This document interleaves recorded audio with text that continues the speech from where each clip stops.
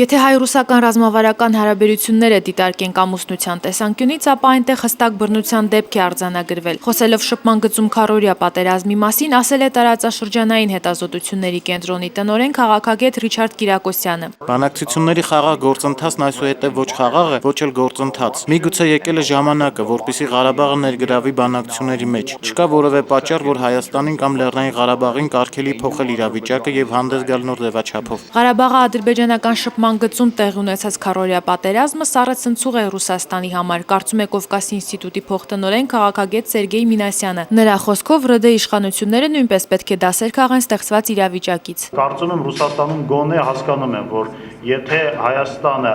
ի վիճակի չլինի պատշաճ մակարդակով ապահովել Լեռնային Ղարաբաղի Հանրապետության անվտանգությունը եւ զարգացումը, դա ընդհանրապես